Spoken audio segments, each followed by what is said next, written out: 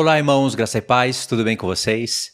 Olha, eu já gravei o vídeo parte 2 do livro de sabedoria e já está lá no canal Sete Trovões.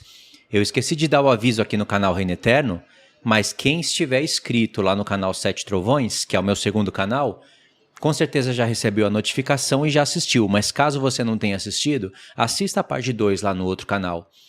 Realmente esse vídeo está muito profundo, os irmãos que assistiram gostaram bastante, vocês podem verificar no comentário. E aí, aproveitando para dar esse aviso aqui, para vocês do canal Reino Eterno irem lá no meu segundo canal, dá uma força, se inscreva, compartilhe, porque aquele canal é tipo como um backup. Por isso que às vezes eu posto a parte 1 aqui no canal Reino Eterno e a parte 2 eu coloco lá, para ter uma movimentação lá para aquele canal. E é só questão de clicar, link, sabe? É coisa rápida mesmo. E eu terminei a parte 2 e não vai ter a parte 3. Quando eu retomar o estudo dentro do livro de sabedoria, aí eu vou trazer novos acréscimos dentro do livro, porque tem muitas conexões. O livro de sabedoria, ele está na Bíblia Católica e ele é considerado apócrifo por isso. Eu não quero falar agora detalhes sobre isso daqui. Eu não considero nenhum dos 7 livros que estão na Bíblia Católica apócrifo. E eu não quero falar detalhes porque eu já falei no primeiro vídeo. O primeiro vídeo foi só para desbloquear a mentalidade do povo evangélico. E coloquei um equilíbrio, porque sim, existem muitos livros apócrifos e você vai ter que ter discernimento com os livros que estão na Bíblia evangélica para você discernir o que é a palavra de Deus e o que não é. A maioria das pessoas que eu vejo não tem esse discernimento, então elas acabam acreditando em tudo.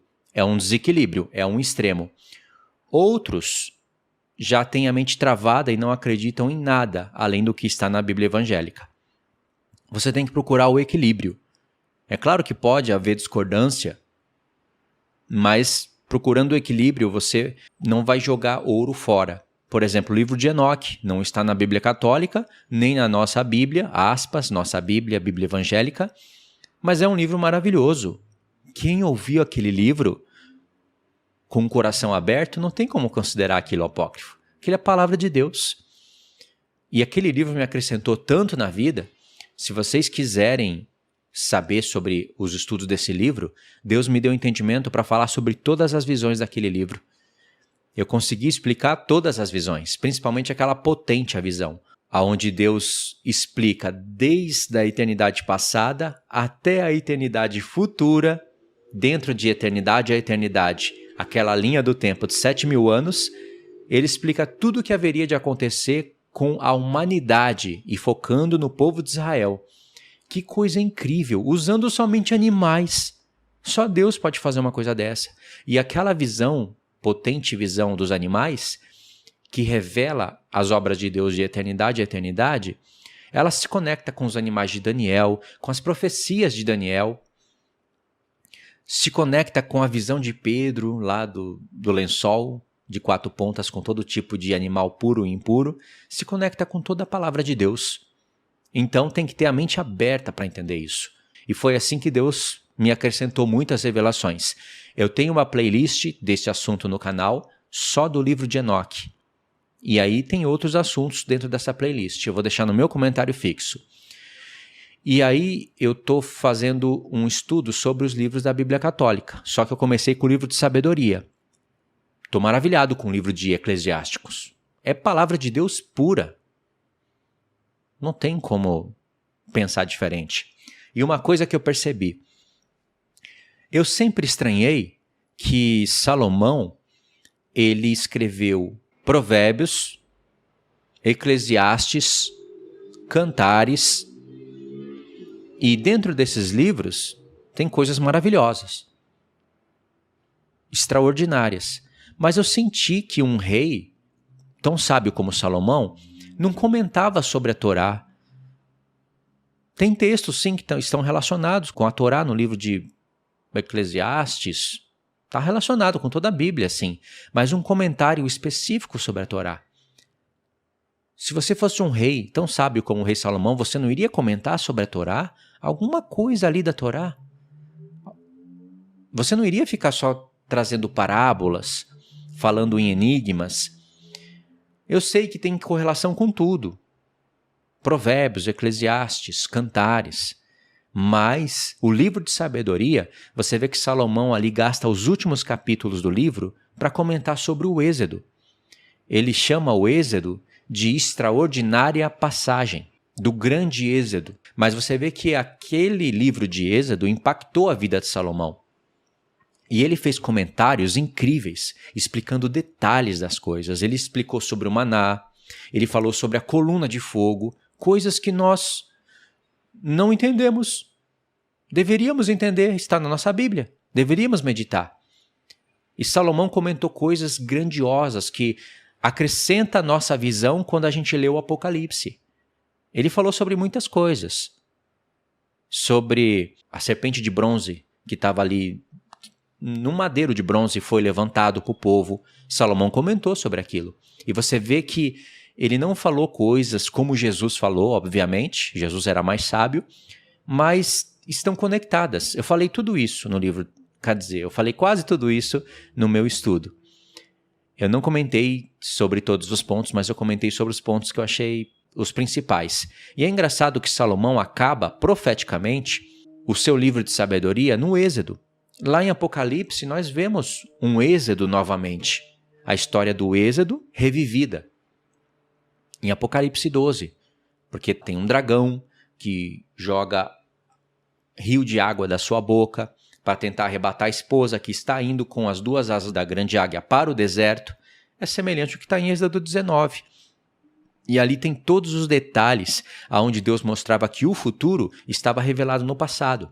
E embora o livro do Apocalipse seja a revelação, tem detalhes que estão escondidos ali no Apocalipse e eles só podem ser entendidos, desbloqueados, se você voltar no livro de Êxodo. E com os comentários que Salomão fez, fica tudo mais profundo ainda. E o livro acaba assim, de sabedoria. Salomão acaba com o Êxodo. Você vê que é algo profético mesmo, é algo lindo. Então eu quero dar um acréscimo aqui para vocês para finalizar esse vídeo. Um acréscimo que eu não falei em nenhum dos dois vídeos, tá bom? Vou ler o texto e vocês vão ver que profundo. Só com esses dois textos já gera um outro estudo maravilhoso. E é um estudo que desbloqueia a nossa mente. É um estudo que tira a gente de uma ignorância, de uma tolice e nos torna sábio. Eu vou comentar para vocês. Apocalipse 21, dos versos 5 ao 7. Acompanha aí. E aquele que está sentado no trono disse: Eis que faço nova todas as coisas. E acrescentou: Escreve, porque essas palavras são fiéis e verdadeiras. Só com essas duas expressões aqui, faço nova todas as coisas, e essas palavras são fiéis e verdadeiras, já nos linka com palavras, com frases dentro do próprio livro do Apocalipse e nos leva para os profetas. Só com essas duas expressões. Disse-me ainda: Tudo está feito. Eu sou o Alfa e o Ômega, o princípio e o fim. Eu, a quem tem sede, darei de graça da fonte da água da vida. O vencedor herdará essas coisas. Aqui é a frase que eu quero comentar. E eu lhe serei por Deus, e ele me será por filho. O vencedor herdará todas essas coisas. Por que o Senhor Jesus quis colocar esse texto aqui? O vencedor. Essa expressão aparece 7 vezes lá nas 7 igrejas. Quem estuda a profecia das 7 igrejas sabe as revelações cíclicas do Senhor. Existe uma linha do tempo linear e dentro dessa linha do tempo nós já temos algo organizado, mas dentro dessa linha do tempo você vai ver que Deus às vezes volta no passado, vai para o futuro, onde é o milênio, o 7º dia da criação, fala de coisas lá da eternidade, o 8º dia, e às vezes volta para o presente no qual está sendo escrito o livro, no qual o profeta está profetizando ou coisa semelhante. Então existe essa dinâmica na profecia do Senhor, mas dentro de uma linha linear. Essa linha linear, você percebe que ela se torna um ciclo, e esse ciclo é tipo como um redemoinho. Eu falei disso no canal, usando a vida de Elias. É um redemoinho que dá uma volta, faz um ciclo. Aí ele dá uma volta maior, é um ciclo de um segundo cumprimento da profecia. E ele dá uma volta maior, às vezes é um terceiro cumprimento de uma profecia. E ele dá uma volta maior, às vezes é um quarto cumprimento e final de uma profecia. E é um ciclo de redemoinho que você, envolvido nele, ele vai te levando até você chegar ao céu. Claro que numa visão espiritual, mas também literal. Isso é muito profundo.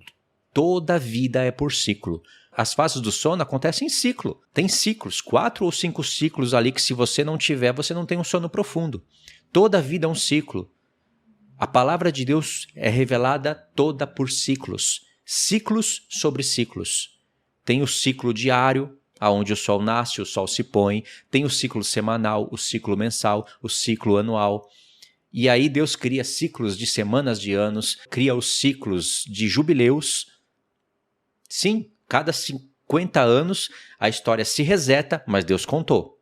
Aí vem mais 50 anos, a história se reseta, porque Deus começa a contar de novo do princípio, e isso está na nossa Bíblia, e aí mais 50 anos. E vai contando de 50 em 50 anos. Deus conta a história de 50 em 50 anos. Nós aprendemos isso num livro chamado Jubileus, que é a palavra de Deus também, e muito profundo. Entendeu? Tudo é um ciclo. A história das 7 igrejas, eu dei toda essa volta, ciclo, para falar isso. As 7 igrejas existiram literalmente no passado. As 7 juntas. Satanás estava atacando as 7 igrejas de uma vez. Jesus falou com as 7 igrejas e elas existiam ali. Não existiam só 7 igrejas do mundo, mas o Senhor usou 7 para se conectar com a menorá. A própria menorá, 7 castiçais, já era uma profecia que estava escondida. Os profetas começaram a revelar, aí Jesus já começa lá no Apocalipse 1, conectando uma coisa com a outra, falando que o mistério dos 7 castiçais ele iria explicar que eram as 7 igrejas, e isso volta a aparecer no Apocalipse 11, com 2 testemunhas, que são chamadas de 2 castiçais. Aí a palavra fica muito profunda. As 7 igrejas recebem o Apocalipse, transmite para o mundo, e aí você entende pela história que aquelas 7 igrejas também falavam de 7 fases que iriam acontecer da vinda de Cristo, da primeira vinda de Cristo até a sua volta. A igreja iria passar por essas 7 fases. Já é outro ciclo. O primeiro são as 7 igrejas ali, literalmente. Ou melhor, o primeiro é aquele ciclo de cuidar ali da menorá. Tem que cuidar das 7 lâmpadas, depois da menorá ir lá queimar o incenso no altar de ouro. E isso já era um ciclo. E depois disso, uma vez por ano, depois que o sacerdote acendesse as 7 lâmpadas, cuidasse dela, queimasse o incenso no altar de ouro, uma vez no ano, esse ciclo era acrescentado mais um detalhe. O sumo sacerdote entrava no Santo dos Santos para fazer a expiação dos pecados. Isso é maravilhoso. Isso já era um ciclo. Mas depois o Senhor conecta isso com as 7 igrejas literais da época. Elas recebem a palavra de Deus, já se tornam uma segunda camada de um ciclo, depois elas transmitem isso para o mundo, então você vê as 7 igrejas como 7 fases do mundo, é a plenitude do povo de Deus, já se torna um ciclo maior, e a revelação final disso são as 7 igrejas dentro da última semana. É a plenitude do povo de Deus de volta, na última semana, recebendo azeite de ouro. Aí por isso que você tem a revelação das 2 testemunhas, que são 2 castiçais, que alimentam os 7 castiçais. É um assunto muito profundo, que quem não acompanha o canal aqui há muito tempo não entende nada do que eu estou falando. Fica tudo muito confuso, complicado, é muita luz vindo nos olhos e chega até a atrapalhar. Mas depois que a pessoa se alimenta de leite espiritual, leite racional, vai crescendo, ela entende isso daqui e ela vê que os olhos dela precisam dessa luz. É como os seus olhos tendo necessidade da luz do meio-dia. Se você acorda atrasado, acorda 11 horas da manhã, você vai lá para fora e irrita. A luz do meio-dia irrita, mas se você acorda cedo e começa a receber aquela luz nos olhos desde cedo, quando chega meio-dia é agradável aquela luz do sol. E não só agradável, é necessário para a sua vida, que está constituída em ciclos. Não é tremendo isso? Isso é maravilhoso e muito importante para a nossa vida. Por que eu estou falando tudo isso? Porque, olha para a tela, o vencedor herdará todas essas coisas. Essa palavra vencedor nos conecta com os vencedores das 7 igrejas. É aquele povo que dentro da última semana se tornou vencedor da marca da besta. É claro que está contando todo o povo de Deus durante as gerações, ou seja, as 7 igrejas passando pelas 7 fases. E também contando aquele povo das 7 igrejas literais. Por isso que eu disse aquela visão de ciclos, te levando para o céu. Mas a palavra de Deus sempre dá um foco mais importante na última semana, é o desfecho. Então, o vencedor herdará todas essas coisas. Que coisas? O Senhor está apresentando aqui uma esposa, está falando do povo de Deus, do corpo humano glorificado, obviamente, mas não anula que Deus tem um santuário no céu e que os vencedores herdarão essa cidade, herdarão essas promessas. Se você junta aquelas 7 promessas feitas para 7 igrejas, a conclusão daquilo é o que está sendo mostrado em Apocalipse 21 e 22. Corpo glorificado, vida eterna, reis e sacerdotes reinando sobre a terra. Aquela cidade, com todos aqueles detalhes, fala a respeito do povo de Deus. E pode ver que aquela cidade, todas as características dela apontam para Israel. De maneira que a igreja faz parte de Israel de Deus, do Israel de Deus. A foto da esposa do Cordeiro está em Apocalipse 21 e 22. E aqui, olha o que o Senhor fala. E eu lhe serei por Deus, e ele me será por filho. Que frase maravilhosa! Para quem que foi dita essa frase a primeira vez na Bíblia? Para Salomão. Olha só, aqui tem uma referência, tá vendo? Esse aplicativo aqui me dá a referência. Clicando nessa referência, você vai para 2 Samuel 7,14 e 1 Crônica 7,13, aonde Deus está falando a respeito de Salomão, que é filho de Davi, e através de Salomão, que é um primeiro cumprimento de profecia, um ciclo, ele fala a respeito do verdadeiro filho de Davi. Não que Salomão é falso. Salomão é filho de Davi também, mas o verdadeiro é aquele que traz o cumprimento total da profecia, que é Cristo, filho de Davi. Entendeu? E só por esses 2 textos você entende que Salomão haveria de pecar, Deus sabia disso, mas Deus também previu que Salomão retornaria para a verdade. E após o seu retorno, ele escreveria Eclesiastes e Cantares. Como que eu sei disso? Usando somente os livros que estão na nossa Bíblia e prestando atenção no que eu estou lendo. Eu sei disso. Salomão escreveu Eclesiastes e Cantares após o seu retorno. Se tornou um idólatra, fez templos para suas esposas, nem dá para enumerar os templos. Se tornou o rei mais idólatra de todos os reis de Israel. Usou de uma ingratidão muito grande com todo o favor que Deus deu para ele. Mas se há arrependimento, há retorno. E se há um retorno, Deus restitui a sua glória maior do que era antes. É aqui que as pessoas se confundem, caem numa arapuca, num labirinto. Na verdade, na teia de Satanás. Porque dizem por aí que Salomão se tornou um bruxo, principalmente a Cabalá, um bruxo misterioso. Ele é o pai da maçonaria. Salomão é um diabo. E tem pessoas que até param de acreditar em livros da Bíblia por causa desses filhos do diabo que usam a Bíblia para distorcer a palavra de Deus e tudo que é de Deus. O final disso daí é uma apostasia. Irmãos, a palavra de Deus é muito grande, porque quando Deus fala, eu vou falar aqui com a minha lembrança porque é estudo para outro vídeo para falar com detalhes. Quando Deus fala, Davi, você não vai me edificar a casa, mas o teu filho me edificará uma casa. Falou de Salomão, obviamente, mas a profecia, num ciclo final, que traz todo o cumprimento profético do que Deus havia falado, fala de Cristo. Mas Deus, mesmo falando de Cristo, falou de Salomão e disse, se ele vier a pecar, eu vou castigar ele com vara de ferro. Claro que isso está falando de Salomão. Aí Deus acrescenta, mas não retirarei dele a minha misericórdia.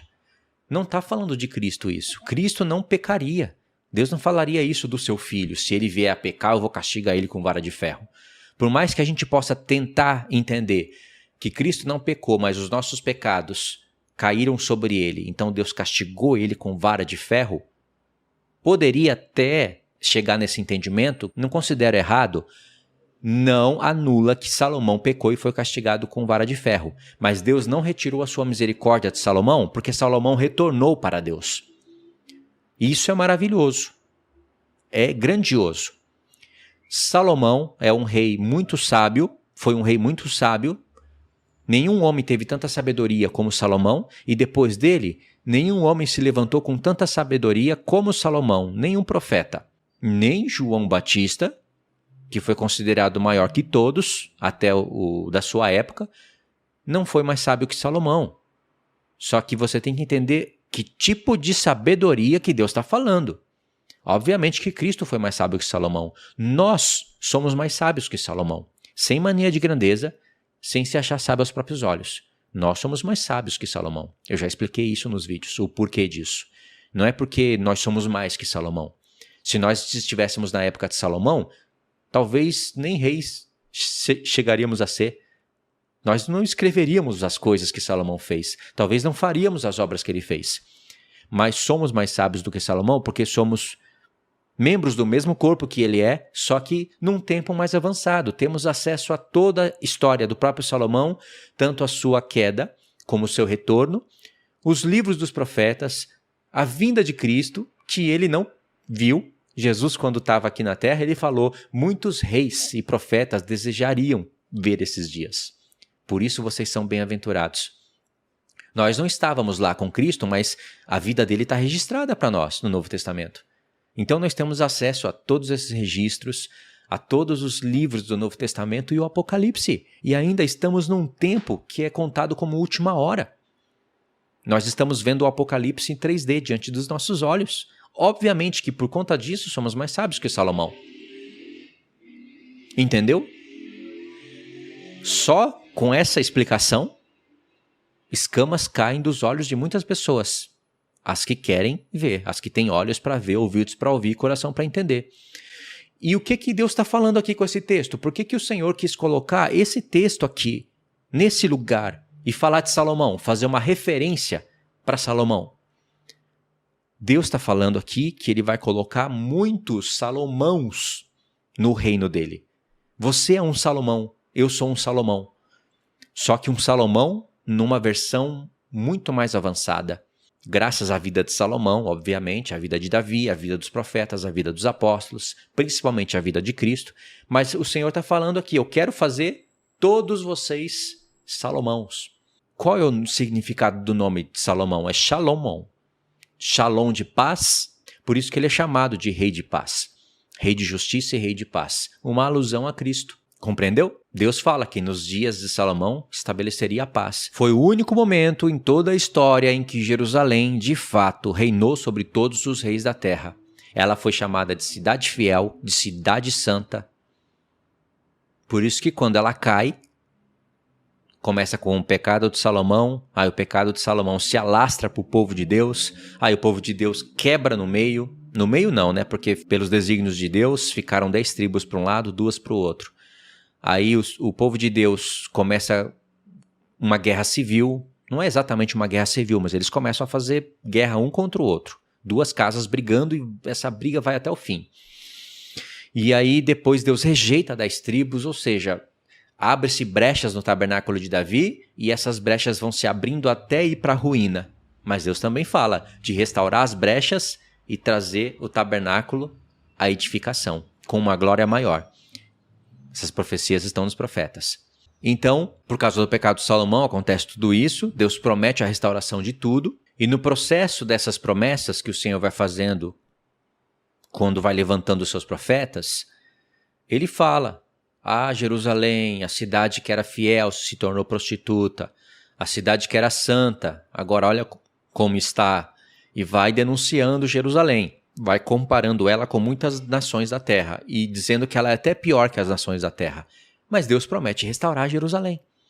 A mesma, a de sempre, a que está agora em prostituição, que foi comparada com uma prostituta. Deus promete restaurá-la. E ele vai cumprir. Compreendeu? Então Deus está falando aqui. Ele acabou de mostrar uma nova Jerusalém. Essa nova Jerusalém não precisa ser restaurada. Ela já existia desde a eternidade. Ela foi criada pelo Senhor e existiu antes mesmo da gente existir. Ela existiu antes dos anjos existirem. Deus criou primeiramente um templo, um santuário, para ele se mostrar visível para toda a sua criação celestial, que a gente nem sabe por quantos milhares de anos existiram. Existem ainda, mas existiram na luz, sem trevas, sem as rebeliões no céu. Então Deus está falando aqui que o vencedor vai herdar todas essas coisas, vai fazer parte da família do céu. E é como se Deus estivesse falando, vou fazer de todos vocês como Salomãos. Isso tem a ver com o livro de sabedoria. Se você fica admirado pela sabedoria de Salomão, imagine com que Deus há de fazer sobre nós. Já está fazendo, na verdade. Só com esses versos. Olha que maravilha de meditação. E aí tem mais um verso que está no Apocalipse 22:16. Olha que coisa linda, irmãos, a conexão de Apocalipse 21, do 5 ao 7, com todas aquelas explicações, com um verso em Apocalipse 22. Eu, Jesus, enviei o meu anjo para vos testificar essas coisas às igrejas. Ele já falou, ao vencedor herdará todas essas coisas. Vencedor conectou com os vencedores das 7 igrejas. Jesus enviou o seu anjo para testificar essas coisas às igrejas. Ele não quis colocar aqui as 7 igrejas, porque já fica subentendido. E o Senhor também não está falando só com 7 igrejas, ele está falando com a plenitude do povo de Deus que estava representada naquelas 7 igrejas, que está representada nos 7 castiçais, para você entender aquele mistério escondido lá no livro da lei, que uma vez desbloqueado, te desbloqueia o Apocalipse. Porque o Apocalipse ele foi construído em cima daquelas questões do livro da lei. Pode ver, é coisa que eu já falei no canal, mas às vezes a gente esquece, né? O livro do Apocalipse começa com Jesus com voz de trombeta, com aquela roupa de sumo sacerdote apontando para o dia da expiação e acaba nos tabernáculos. Não é lindo isso? As 3 últimas festas que faltam se cumprir. Jesus havia cumprido 4 já. E essas festas já se tornam ciclos, vai vendo aqui a minha mão, ciclos que no cumprimento final nos leva para dentro do milênio e depois para dentro da eternidade. As festas já são assim, porque eu disse, as festas já se cumpriram, as 4 festas. Elas se cumpriram porque em cada data específica aconteceu algo que muda toda a história da humanidade. Jesus morreu exatamente na Páscoa, já mudou todo o curso da humanidade, ele venceu, ele ressuscitou nas primícias. Por ele ter ressuscitado, já trouxe a vitória para todos os vencedores que seriam retirados da humanidade. Por ele ter derramado o Pentecoste no dia 50, já mudou todo o curso da humanidade. O evangelho agora haveria de ser pregado no mundo inteiro com um revestimento de poder. Mas, nessa linha do tempo, no mês 7, dia 1, não aconteceu nada. O livro de Atos não relata mais nada. Ainda que a gente hoje toque trombetas, anuncie o dia da expiação e a gente recebe expiação dos nossos pecados, mas ainda continuamos a pecar. Não podemos pecar voluntariamente, mas pecamos. Os nossos pecados são perdoados, mas haverá um dia sinalizado aonde 7 trombetas tocarão. Haverá, depois dessas 7 trombetas, o dia da expiação, onde nossos pecados serão eliminados uma vez por todas, e isso nos fará entrar dentro da festa dos tabernáculos. Olha que coisa grandiosa, maravilhosa. O livro do Apocalipse está em cima disso. E não é por acaso que em Apocalipse 1 tem as 7 igrejas, é a menorá. Em Apocalipse 8 você tem o altar de ouro, e em Apocalipse 11 você tem a Arca da Aliança. Essas 3 peças já era aquele ciclo de sacrifício contínuo, porque o sumo sacerdote tinha que, primeiramente, matar um cordeiro todas as manhãs. Após ele matar o cordeiro, que é Cristo, acender 7 lâmpadas. Em cada partezinha que eu estou falando já tem um leque de explicações literais e espirituais, proféticas. E depois que ele colocar 7 lâmpadas em ordem, aí ele queima o incenso no altar de ouro e aí fecha o ciclo, de manhã. Depois ele faz a mesma coisa à tarde. E isso todos os dias até sábado, até no dia de descanso. Uma vez por ano existe uma pequena alteração. Alteração não, um acréscimo. E esse pequeno acréscimo é com aspas, porque isso muda tudo. Após o sumo sacerdote matar o cordeiro, acender as 7 lâmpadas, queimar o incenso no altar de ouro, uma vez no ano ele tinha que fazer o dia da expiação. E aí, esse dia da expiação revela a vinda de Cristo. Que maravilha, irmãos. E o livro do Apocalipse está construído nisso. Apocalipse 1 e 11 tem 7 igrejas. A menorá, o mistério da menorá. Apocalipse 8 tem alguém oferecendo um incenso na presença do Senhor. Um anjo misterioso ali é Cristo, o mensageiro do Senhor, com altar de ouro. E no Apocalipse 11, no toque da última trombeta, a Arca da Aliança é vista, porque é o dia da expiação. Olha aí, esses mistérios estão escondidos no Apocalipse. E essa já é uma linha do tempo que se conecta com a linha do tempo das festas, que se conecta com outras linhas dos tempos que estão ali dentro do Apocalipse. Todas essas linhas dos tempos se agrupam e nos revela com exatidão os tempos. Não é lindo isso? E o cordeiro, que deveria ser sacrificado todos os dias? Esse é o acréscimo, o cordeiro deveria ser sacrificado. Esse cordeiro é Cristo. Pode ver que ele é apresentado no Apocalipse como um cordeiro como sendo morto. Mas ele estava ali, vivo. Um cordeiro como sendo morto é Cristo morrendo na Páscoa. Mas ele estava vivo, primícias. Tá vendo? As festas estão ali, o sacrifício contínuo está ali no Apocalipse, esses mistérios estão no Apocalipse. E aqui o Senhor fala, eu, Jesus, enviei meu anjo para vos testificar essas coisas às igrejas. Após ter dito isso, olha o que ele acrescenta. Eu sou a raiz e a geração de Davi, a brilhante estrela da manhã. Por que ele quis falar de novo de Salomão aqui? Falou de Davi também, mas falou de Salomão. Eu sou a raiz e a geração de Davi. A raiz de Davi, primeiramente, é Salomão, que depois nos leva para Cristo. A geração de Davi é o que aconteceu lá naqueles anos de Davi. Davi não viveu 70 anos? Eu acho que foi isso, né? Ele reinou por 40 anos em Israel. Viveu 70 anos, mais ou menos, eu não lembro aqui agora. Morreu com uma velhice boa, profetizou uma grande profecia antes de morrer. Então, Deus está falando. Tudo o que aconteceu lá no tempo de Davi e no tempo de Salomão, tudo aquilo era figura das coisas que eu estou apresentando aqui, que são coisas que os vencedores herdarão. Pode ver, o Senhor está mostrando aqui o tabernáculo caído de Davi, restaurado de suas ruínas. Por isso que ele mostrou uma cidade, falando do seu povo, das duas casas unidas, formando aquela cidade. Não anulando a literalidade da cidade, mas mostrando a conexão do povo com aquela cidade. Deus criou aquela cidade pensando no seu povo, para a gente falar hoje sobre assuntos espirituais. Olha que coisa linda. Compreenderam? Isso daqui é um acréscimo sobre o estudo do livro de Salomão e teria como falar muito mais coisas aqui. Mas deu para entender, né? Anota esses textos, vou deixar no comentário fixo. Apocalipse 21, do 5 ao 7, com Apocalipse 22, 16. 2 vezes o Senhor quis nos lembrar de 7 igrejas, dos vencedores, de Davi e Salomão. E tem todo esse contexto aqui com a Jerusalém, com a Nova Jerusalém. Então, esse é o acréscimo. Se você não assistiu o vídeo 1 e o vídeo 2, assista. Com esse pensamento aqui, isso é uma coisa maravilhosa. Se você não conseguiu acompanhar todo esse entendimento, se esforça. Vai no canal, vai no campo de pesquisa do YouTube, coloca canal Reino Eterno e procura o tema.